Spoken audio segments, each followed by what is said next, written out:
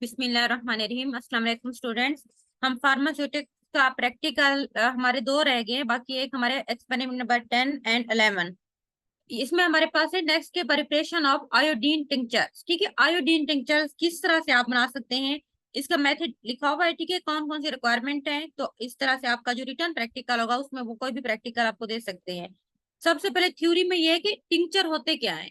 Tincture और दूसरी जो हमारे पास सिरप सस्पेंशन वगैरह, उनमें ये फर्क होता है कि टिंचर बेसिकली अल्कोहलिक जो है ना प्रिपरेशन होती है, मीन्स इनके अंदर अल्कोहल लाजमी होता है। ठीक है, हम इनको अल्कोहलिक प्रिपरेशन भी कह सकते हैं। सो टिंचर और alcoholic preparations containing active ingredients, इसमें हम अल्कोहल डालते हैं, उसके साथ कोई भी एक्टिव इंग्रेडिएंट जिस तरह एंटीसेप्टिक्स वगैरह होते हैं। ठीक है, कोई भी चीज हम उसके अंदर डालते हैं। तो हमें हमेशा ये याद रखना है कि टिंचर क्या होते हैं, बेसिकली अल्कोहलिक प्रिपरेशंस है, या अल्कोहलिक जो है ना हमारे पास कोई भी ड्रग होते हैं, ड्रग की फॉर्म में। क्या रिक्वायरमेंट होनी चाहिए आपके पास, सबसे पहले आपने इंस्ट्रूमेंट लिखने हैं। ठीक है, जो आपको इक्विपमेंट चाहिए उसमें आपको बीकर, बीकर के बाद हमें चाहिए स्टीरर। ठीक है, उसको स्टीर करने के लिए। देन हमें पास चाहिए वेइंग बैलेंस। उसके बाद हमें इंग्रेडिएंट्स कौन से चाहिए, आयोडीन जो कि 20 ग्राम उन्होंने लेना है, उसके बाद सोडियम आयोडाइड 24 ग्राम, उसके बाद हमें अल्कोहल चाहिए 500 ml, and then water quantity sufficient to make 1000 ml। हमने 1000 ml की एक प्रिपरेशन बनानी है, जिसके अंदर हमें जो जो यहाँ पे इंग्रेडिएंट्स रिक्वायर है उसमें हमने आयोडीन, सोडियम आयोडाइड, अल्कोहल लेना है। प्रोसीजर क्या है कि सबसे पहले आपने तमाम इंग्रेडिएंट्स को अच्छे से उसको वे कर लेना है।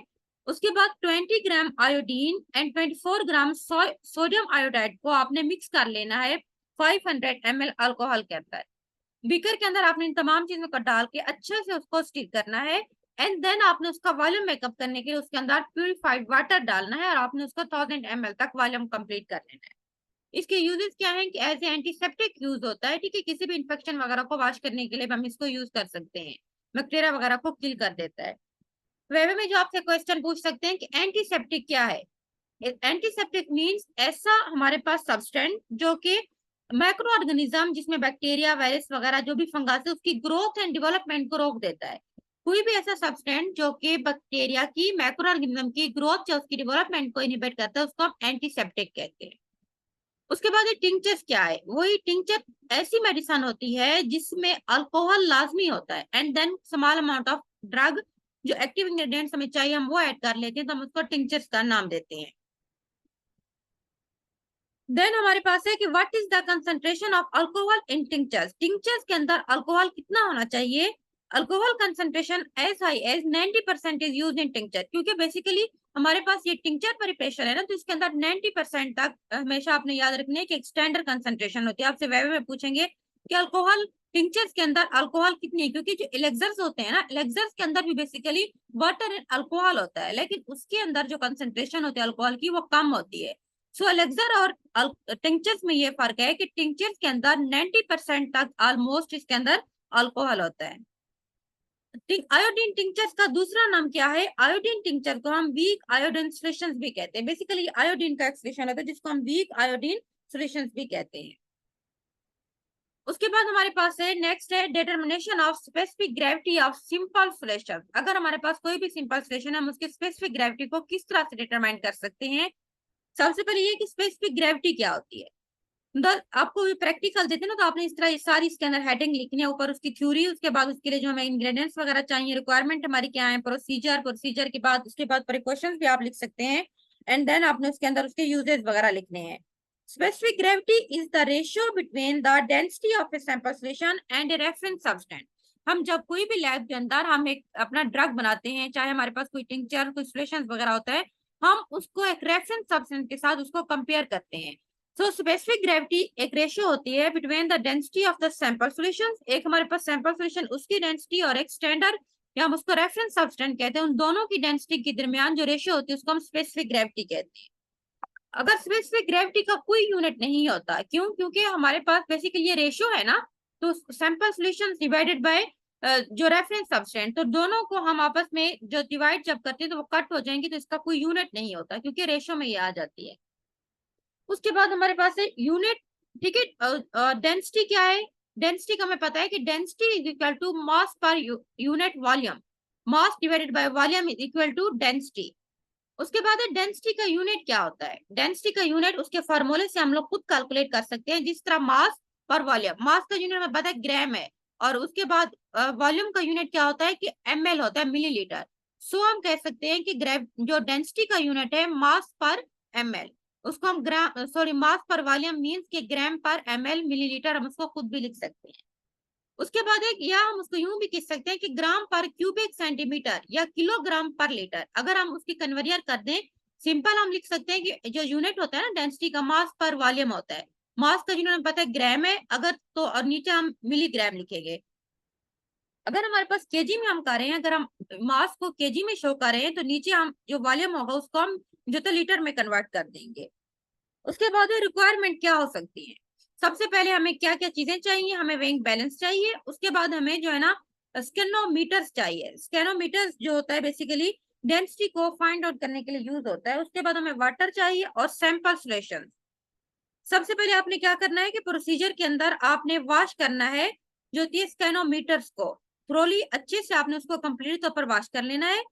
उसके बाद आपने एक इम्प्टी स्केनोमीटर और वेइंग बैलेंस, उसके बाद आपने उसका वेट कर लेना है। उसके बाद आपने ऐड करना है वाटर स्कैनोमीटर के अंदर, एंड देन आपने उसका वेट करना है। सबसे आपने पहले खाली उसका वेट करना है, उसके बाद आपने उसके अंदर वाटर फिल करना है, उसके बाद दोबारा उसका वेट करना है। उसके बाद सब्सट्रैक्ट बोथ द वैल्यू, अब दोनों वैल्यू को एम्प्टी, ठीक है, उसको आपने मैनेज कर देना है जो उसका वॉल्यूम आया है वाटर ऐड करने के बाद, दोनों को आपने जो है ना सब्सट्रैक्ट कर देना है।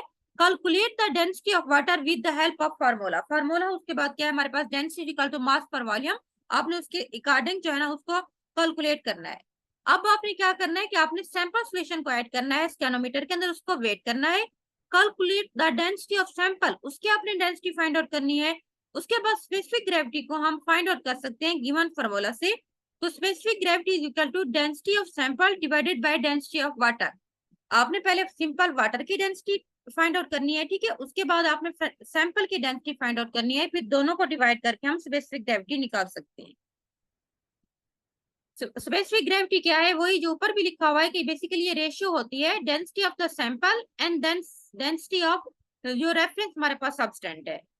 यूनिट ऑफ स्पेसिफिक ग्रेविटी हमें पता है कि यूनिट जो होते हैं इसका डेंसिटी का स्पेसिफिक ग्रेविटी का कोई यूनिट नहीं होता।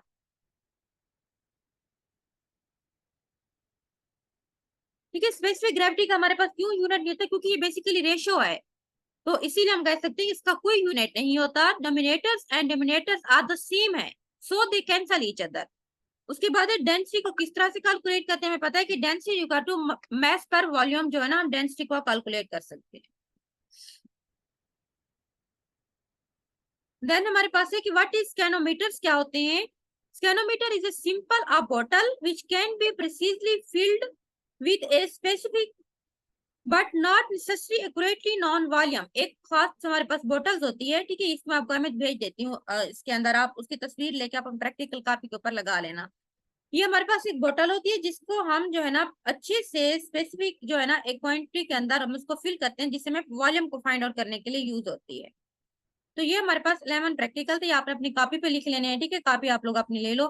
तो जो पेंसिल पेज आपने बनाना है, तो उसके ऊपर आपने इस तरह लिखना है, और जो उसके ऊपर आप चाहे तो प्रिंट लगा लो, कलर प्रिंट लेके, ठीक है, या जो प्रिस्क्रिप्शन वाला हमने लिखा था आप किसी भी पेशेंट की प्रिस्क्रिप्शन उसके ऊपर पेस्ट कर सकते हैं। तो ये आप इस तरह अपनी कॉपी बना लेना। उसके बाद जिसको कॉपी में कोई चीज समझना है तो आप लोग पूछ सकते हैं ग्रुप में मैसेज करके। और प्रैक्टिकल इस तरह से होगा कि वो आपका भी जो बच्चों के हुए हैं ना, तो 30 नंबर के वो आपको रिटर्न प्रैक्टिकल देंगे दो। अभी उन्होंने लिखा सल्फर ऑइंटमेंट, ठीक है, उन्होंने अभी प्रैक्टिकल दिया था, उन्होंने आयोडीन टिंचर का प्रैक्टिकल बच्चों को लिखवाया है। जो फेज अभी 2 वालों के हुए हैं, सप्ली के आजकल हो रहे हैं ना, आज भी प्रैक्टिकल था फेज 3 वाले बच्चों के। उसके बाद उन्होंने तीसरा लिखवाया था कि सिंपल जो हमारे पास सल्फर ऑइंटमेंट है, ये वाला प्रैक्टिकल लिखवाया है।